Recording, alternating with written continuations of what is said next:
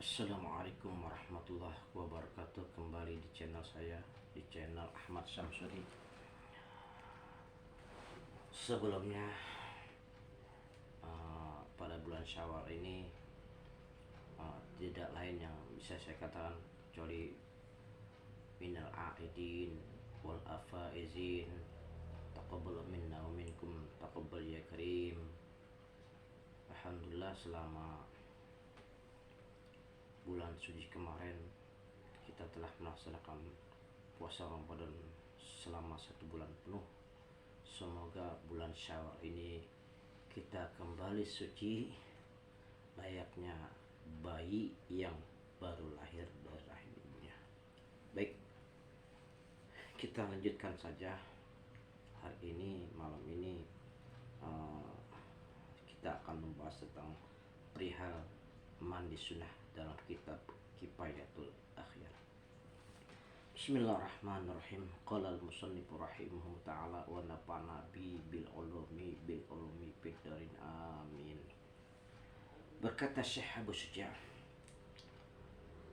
faslun ay haza faslun wal agsalul masnunatu sab'ata asyara ghuslan al-jumu'atu wal aidani wal istiqa'u wal kusufu wal khusufu.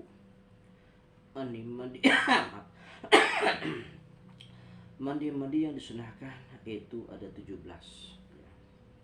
Yaitu mandi Jum'ah, mandi 2 hari raya, mandi istisqa, mandi gerhana matahari, dan mandi gerhana bulan.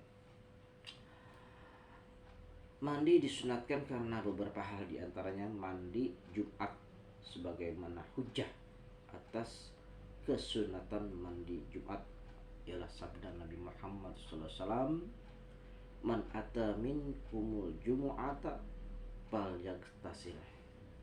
Barang siapa yang hendak mendatangi sholat Jumat, hendaklah ia mandi. Ya, riwayat Muslim. Hadis tersebut oleh sebagian ulama dibuat hujah atau dalil, ya, alasan untuk menetapkan wajibnya mandi wajib. Beliau berkata, kalimat perintah hendaklah ia mandi menunjukkan wajibnya sesuatu yang diperintahkan. Kalimat wajib ini telah disebut dengan jelas dalam hadis lain, yaitu ghusl jumu'ati wajibun ala kulli muhtalimin. Mandi wajib hukumnya wajib bagi tiap-tiap orang yang sudah balik. Sekelompok ulama salaf ada yang menyatakan wajibnya mandi Jumat. Nah, ini kelompok ulama salaf, ya. Mereka meriwayatkan wajibnya mandi Jumat tersebut, dan sebagian sahabat radhiyallahu anhum wajibnya mandi Jumat adalah kaulnya ulama Zahiriyah, dan diriwayatkan oleh Ibnul Munzir dan Imam Malik, dan oleh Al-Khattabi dan Imam Malik dan Al-Hasan Al-Basri. Ya. Jadi menurut ulama salaf ini mandi Jumat itu hukumnya wajib, ya.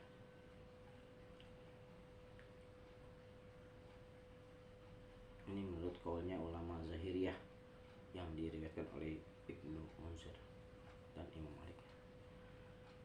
Menurut mazhab Syafi'i, mandi Jumat hukumnya sunnah, seperti apa yang dikatakan oleh jumhur ulama dahulu kala maupun yang sekarang, yaitu yang terkenal dengan mazhab Imam Malik dan para sahabatnya.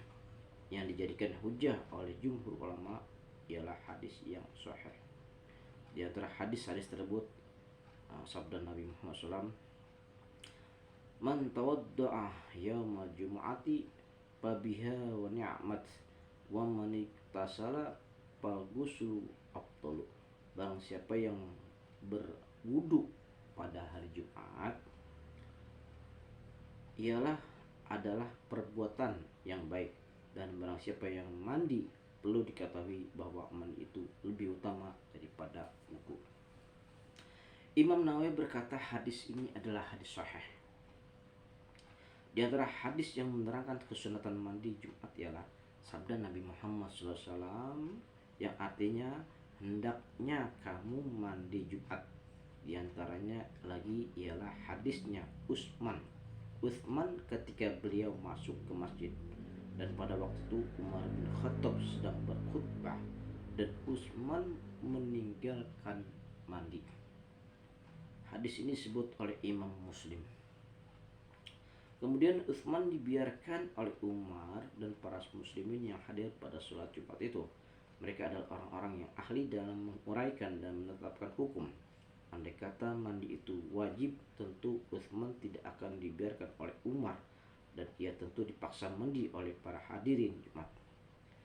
Jadi kalau begitu perintah mandi Jumat ditanggungkan kepada hukum sunat, karena hasil dari mengumpulkan berbagai dalil tadi dan kata wajib dalam hadis di muka diartikan untuk mengukuhkan, seperti ucapan hakuka wajibun alayya, artinya hakmu adalah wajib atasku.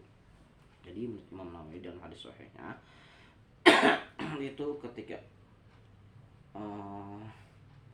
Utsman mau sholat Jumat, dia nggak pakai mandi lagi, ya, dia nggak pakai mandi lagi. Nih Utsman datang ke masjid.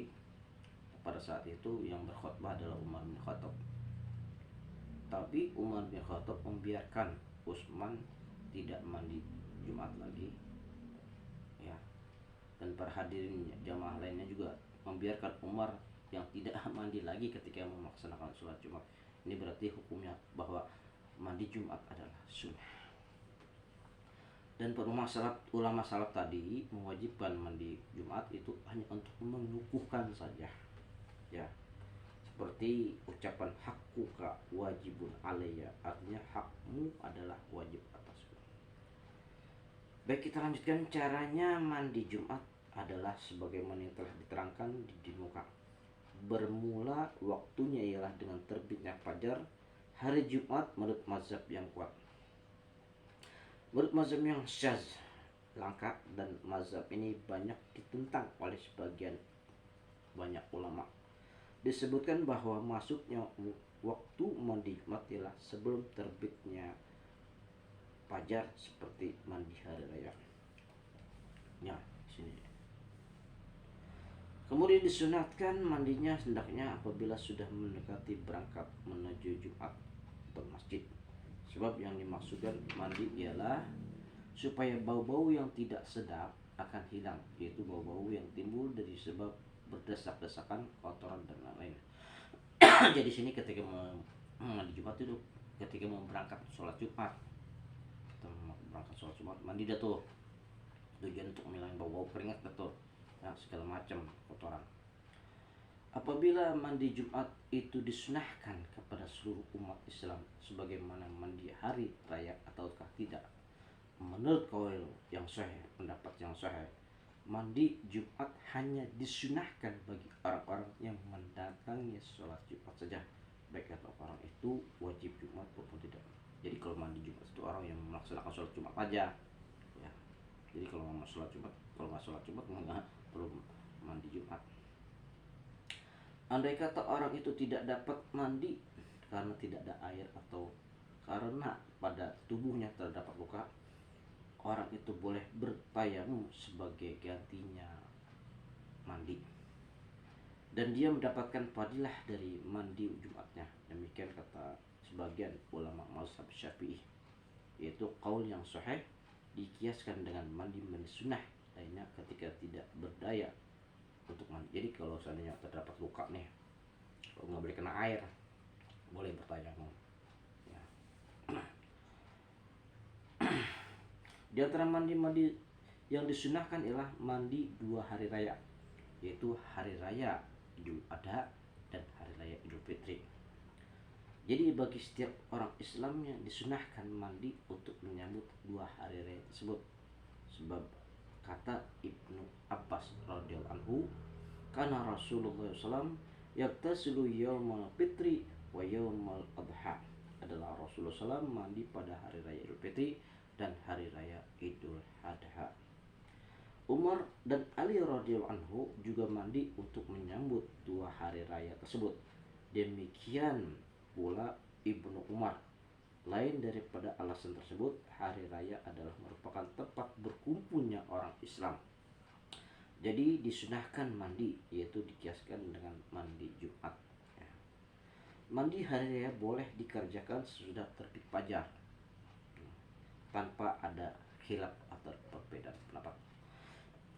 Dan boleh dikerjakan sebelum terbit fajar menurut kaul yang kuat, kaul yang rajih atau pendapat yang kuat. Akan tetapi hanya pada 10 malam terakhir menurut kaul yang rajih, ada yang mengatakan boleh dikerjakan pada seluruh malam. Allahu a'lam. Jadi mandi hari raya itu dikerjakan sesudah terbit fajar. Setelah terbit fajar baru mandi hari raya. Ada perbedaan pendapat di sini. Boleh juga dikerjakan sebelum terbitnya fajar menurut pendapat yang kuat. Terserah aja gitu. Mau sebelum fajar, terbit fajar atau sudah terbit fajar, silakan mandi hari raya. Di antara mandi-mandi yang disunahkan lagi ialah mandi istisqa. Mandi untuk melaksanakan sholat istisqa, memohon turunnya hujan. Mandi istisqa sangat disunahkan karena untuk menghilangkan bau-bau yang tidak sedap. Sebab istisqa adalah tempat dianjurkan yang berkumpul, jadi disamakan dengan Jumat. Ya, ini dijelaskan. Di antara mandi-mandi yang disunahkan ialah mandi gerhana matahari dan gerhana bulan. Untuk melapaskan gerhana boleh menggunakan kaf khusuk dan boleh menggunakan kha khusuk. Artinya manakala sinar matahari dan bulan telah lenyap. Ada yang mengatakan kalau khusuk dengan kaf artinya gerhana matahari, dan kalau khusuk dengan kha artinya gerhana bulan. Demikian kata Al-Jauhari. Akan tetapi beliau juga menandaskan bahwa khusuk dan khusuk semuanya menggunakan arti gerhana matahari dan gerhana bulan. Disunahkannya adalah hendak setiap orang Islam mandi untuk gerhana matahari dan bulan. Sebab di dalam gerhana itu terdapat sholat yang disunahkan berkumpul dalam melaksanakannya. Jadi disunahkan mandi untuk sholat sebagaimana dalam Jumat. Wallahu a'lam. Baik, kita lanjutkan. Berkata Syekh Abu Sujan, wal ghuslu min ghuslil mayyiti wal kafiru idza aslama wal majnunu idza afaqa wal mugma alaihi idza afaqa. Dan sunnah mandi bagi seseorang seusai memandikan mayit, dan mandinya orang kafir tatkala masuk Islam, juga mandinya orang gila dan orang ayan ketika keduanya telah sembuh. Ya, ini jelas ya. Mandi sunnah bagi seorang yang sesudah memandikan mayit. Ya, habis mandi mayit, mandi sunnah. Terusnya orang kafir baru Islam, orang mu'alaf, mandi sunnah. Ya, orang gila yang baru sembuh dari gilanya, itu disunahkan mandi sunnah. Disunahkan untuk mandi karena telah memandikan mayit itu hukumnya wajib atau sunnah. Ada dua kaul atau pendapat di sini. Menurut kaul qadim ini pendapat terdahulu, ya, hukumnya wajib sebab memandikan mayit itu wajib. Menurut kaul jadid tidak wajib, tetap sunnah. Jadi menurut kaul qadim mandi setelah memandikan mayit itu hukumnya wajib. Tapi menurut kaul jadid, ya, kalau yang baru, pendapat yang baru, mandi sudah memandikan mayit itu hukumnya sunnah. Yang menjadi dalil bagi disunatkannya mandi setelah memandikan mayit adalah sabda Nabi Muhammad SAW, man ghassala mayyitan falyagtasil wa man hamalahu falyatawadda. Barang siapa yang memandikan mayit hendaknya ia mandi, dan barang siapa yang memikul mayit hendaknya berwudu. Ya, sini dalilnya sunahkannya mandi setelah memandikan mayitnya dijelasnya. At-Tirmizi berkata hadis ini bagus tanpa Imam Ahmad mengatakan ialah mauquf. Riwayatnya terhenti kepada Abu Hurairah. Oleh karena itulah maka Imam Ahmad tidak mengatakan wajib. Ya, Imam Ahmad mengatakan tidak wajib. Imam Syafi'i berkata, andai kata hadis ini adalah hadis sahih, tentu aku akan mengatakan bahwa mandi setelah memandikan mayit itu wajib. Ya. Jadi Imam Syafi'i karena hadis, kalau hadis itunya nih ya, hadis yang di atas tadi itu hadisnya sahih, maka mandi setelah memandikan mayit itu wajib. Di antara mandi-mandi yang disunahkan ialah mandinya orang kafir ketika masuk Islam. Seorang mu'alaf setelah dia masuk Islam mengucapkan syahadat asyhadu alla ilaha illallah asyhadu anna muhammadar rasulullah, langsung disunahkan untuk mandi. Nah, diberitakan bahwa Rasulullah SAW pernah menyuruh Qais bin Asim dan Thummah bin Uthal agar mereka berdua mandi ketika itu keduanya baru masuk Islam. Ya, ini ada dalilnya ketika Rasulullah menyuruh Qais dan Asim dan Uthman bin Uthal yang mengucapkan kalimat syahadat mu'alaf masuk Islam, disunahkan oleh Rasulullah untuk mandi. Ya, tapi maksudnya Nabi menyuruh mandi kepada kedua orang tersebut yang baru masuk Islam. Tetapi Nabi Muhammad tidak mewajibkan mandi. Terbukti pernah ada segerombolan orang yang masuk Islam, tetapi Nabi Muhammad SAW tidak memerintahkan mereka mandi. Lain daripada itu, Islam itu adalah taubat dari maksiat. Jadi tidaklah diwajibkan mandi, sama sebagaimana taubat dari maksiat-maksiat yang lain. Nah, Nabi ini tidak mewajibkan mandi. Terbukti setelah ada gerombolan orang masuk Islam nih, Nabi tidak memerintahkan mereka mandi, ya, karena Islam itu sendiri adalah taubat. Islam itu adalah taubat dan maksiat dari maksiat, jadi tidak diwajibkan mandi, ya. Ada apa yang telah disebutkan maksudnya tadi hanya untuk orang-orang kafir yang pada waktu kuburnya tidak pernah mengalami junub. Jika orang kafir itu pada waktu kuburnya mengalami junub, menurut mazhab yang kuat wajib mandi setelah masuk Islam, sebab niatnya orang kafir tidak sah pada waktu kuburnya. Ya, ada yang menyebutkan di sini orang kafir pada waktu dia belum masuk Islam itu punya junub dia, maka ketika masuk Islam wajib mandi. Di antara mandi-mandi yang disunahkan ialah mandinya orang gila setelah sembuh. Demikian juga orang ayan, sebab orang gila dan orang ayan itu adalah tempat yang boleh diduga-duga adanya keluar mani. Ya, orang gila yang masuk, yang udah sembuh disunahkan mandi.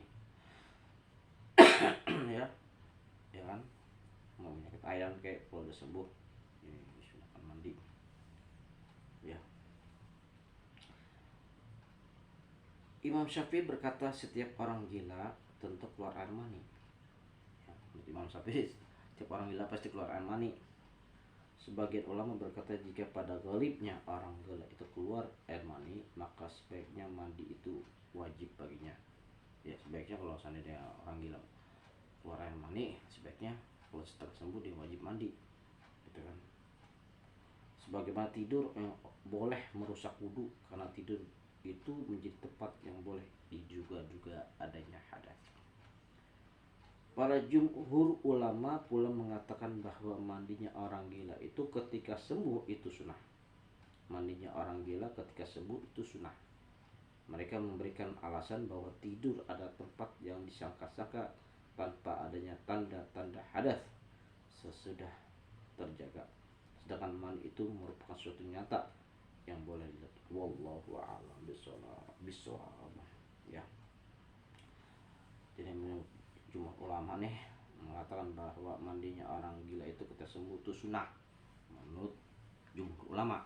Ya, mandi orang gila itu sunnah, itu sembuh ya kan. Alasan apa bahwa tidur adalah tempat yang disangka-sangka tanpa adanya tanda-tanda hadas sudah terjaga. Ya, Allahu a'lam bishawab. Demikian bahasan kita malam ini tentang perihal mandi sunnah. Insya Allah nanti kita akan lanjutkan di lain kesempatan. Mudah-mudahan ini ada manfaatnya khususnya buat pribadi saya dan umumnya kepada jamaah kalian, kepada para ikhwah fillah yang dirahmati Allah. Apabila ada kalimat-kalimat saya barangkali yang kurang berkenan atau barangkali ada yang kurang pas apa yang saya bahas, mohon diluruskan oleh para asatidz. Dan akhirul kalam, wabillahi taufiq wal hidayah. Assalamualaikum warahmatullahi wabarakatuh.